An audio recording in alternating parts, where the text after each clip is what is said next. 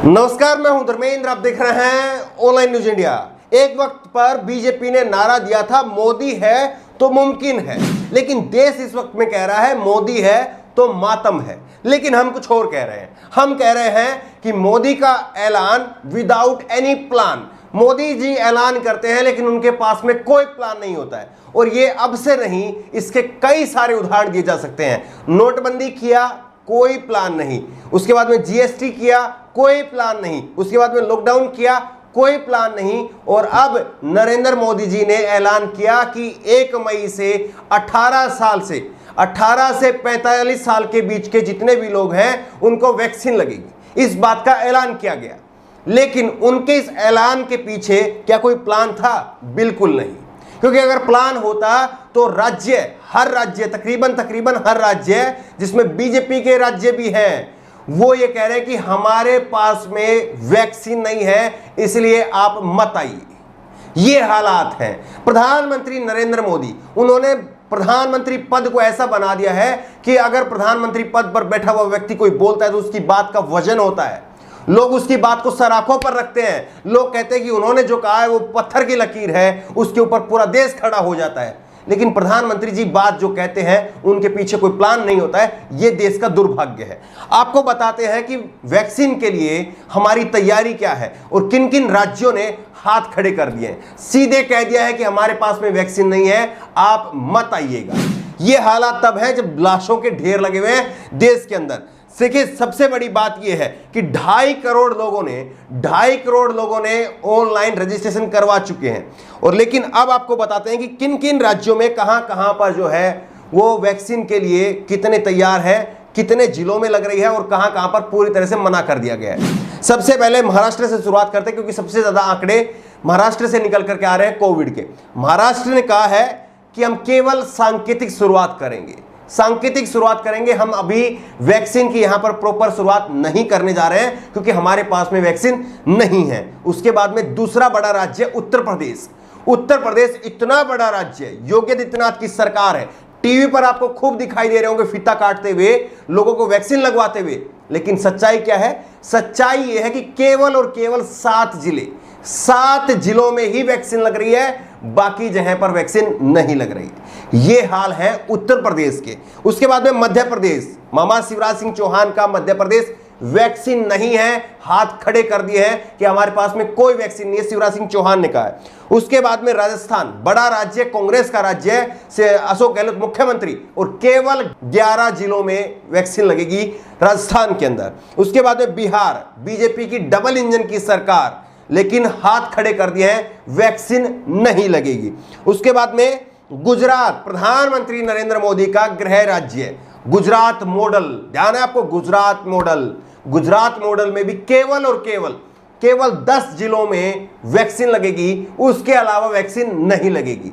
इस बात को इसलिए बता रहे हैं, आपको ये राज्य इसलिए बता रहे हैं ताकि आप ध्यान रखिए कि प्रधानमंत्री नरेंद्र मोदी की तरफ से ऐलान क्या किया जाता है और सच्चाई क्या है। उसके बाद में पंजाब ने कह दिया है हमारे पास में कोई वैक्सीन नहीं है, हम वैक्सीन नहीं लगाएंगे। उसके बाद में दिल्ली ने भी साफ कर दिया है कि हमारे पास में वैक्सीन नहीं है, हम अभी 45 साल से ऊपर के लोगों को ही वैक्सीन लगाएंगे, 18 से 45 के बीच के लोग नहीं आए। इस बात का खुद अरविंद केजरीवाल ने टीवी पर आकर के ऐलान किया, किसी और ने नहीं, बल्कि उन्होंने कहा कि आप लाइन मत लगाइएगा आकर के सुबह, कोई वैक्सीन अभी नहीं है।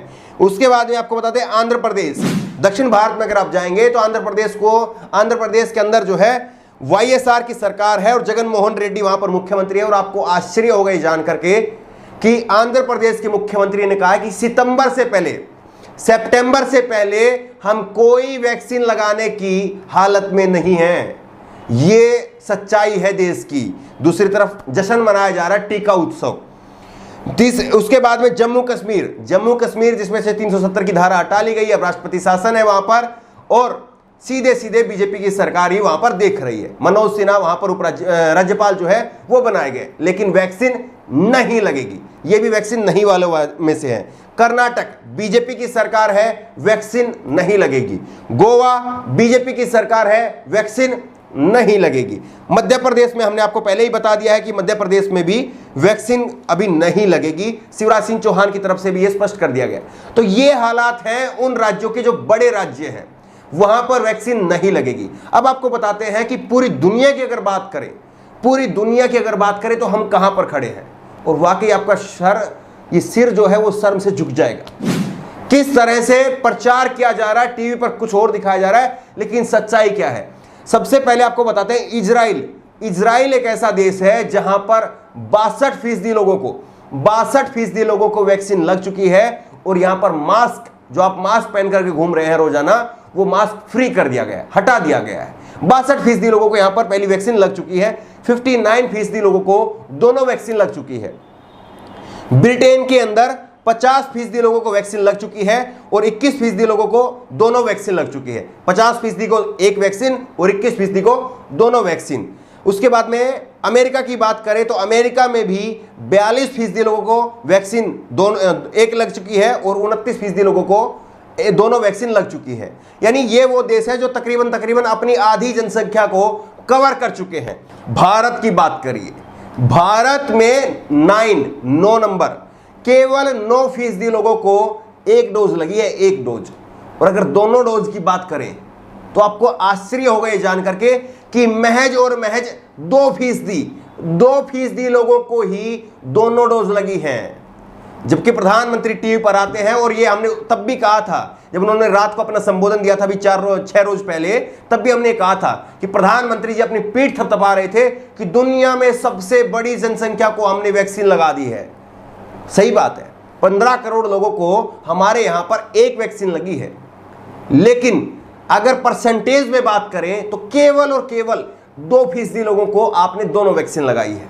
यह सच्चाई है। देखिए किस तरह से अभी तो 45 साल से ऊपर के लोगों को वैक्सीन नहीं लग पाई थी, और यहां पर अब जो है ये वैक्सीन का दायरा 18 साल का भी शुरू हो गया है।